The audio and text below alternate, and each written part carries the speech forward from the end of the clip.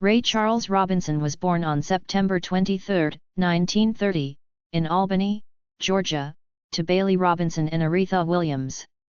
He was raised in Greenville, Florida, in a poor but loving home. His mother, Aretha, played a crucial role in shaping his character, teaching him independence despite his early struggles. At the age of 5, Charles witnessed the tragic drowning of his younger brother, George, an event that deeply affected him for the rest of his life. Shortly after, he began losing his vision due to glaucoma, and by the age of 7, he was completely blind. His mother, determined to ensure that he would not be dependent on others, sent him to the Florida School for the Deaf and the Blind in St. Augustine, Florida. While at the school, Charles learned classical piano, Braille music notation, and several instruments including saxophone and clarinet.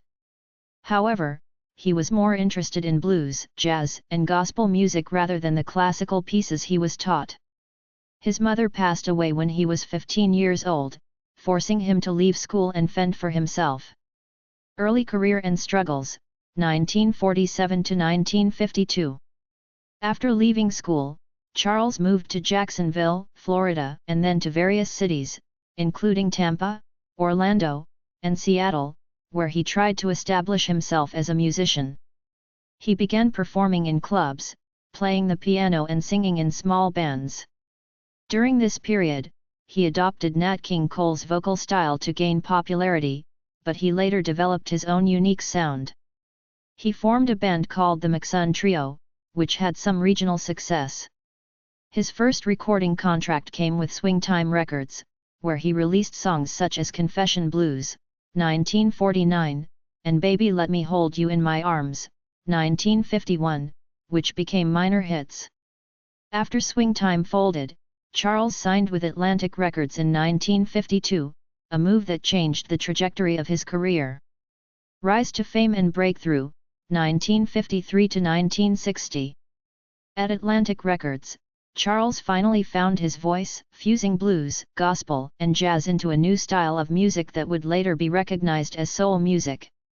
His first major hit was Mess Around, 1953, followed by I Got a Woman, 1954, which became a defining song of his career. During the late 1950s, Charles released several groundbreaking songs. Drown in My Own Tears, 1956. Hallelujah, I Love Her So, 1956. The Right Time, 1958. What Did I Say, 1959.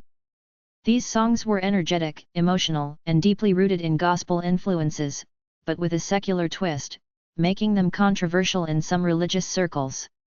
However, they were wildly popular and helped establish soul music as a dominant genre in American music. Charles also became an accomplished jazz musician, recording albums like The Genius After Hours, 1961, and Genius Plus Soul Equals Jazz, 1961. Crossover success and mainstream stardom, 1960 to 1970s. By the early 1960s, Charles had crossed over to mainstream audiences, thanks to his versatility. In 1960, he released Georgia on My Mind, which became his first Grammy-winning song and was later adopted as Georgia's official state song. Another major hit, Hit the Road Jack, 1961, won him another Grammy Award. His album Modern Sounds in Country and Western Music, 1962, further expanded his appeal, as he blended country music with soul, producing hits like I Can't Stop Loving You, You Don't Know Me. During the mid-1960s, Charles started his own record label, Tangerine Records, gaining creative control over his music. However, his heroin addiction, which had plagued him since the 1940s, became more serious.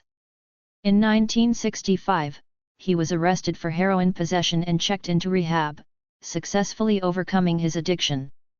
Later career and legacy, 1970s to 2000s. Although his chart-topping days slowed down in the 1970s, Charles remained an influential figure, constantly touring and collaborating with various artists. He worked with Willie Nelson, Johnny Cash, Billy Joel, and Stevie Wonder, proving his versatility. In the 1980s and 1990s, Charles continued performing and recording. His rendition of America the Beautiful became an iconic patriotic anthem, frequently performed at major national events. His influence was widely recognized, and he won numerous awards, including 17 Grammy Awards, including a Lifetime Achievement Award in 1987. Kennedy Center Honors, 1986. Induction into the Rock and Roll Hall of Fame, 1986. National Medal of Arts, 1993. Personal life and death. Charles was known for his complicated personal life. He was married twice and had 12 children from multiple relationships.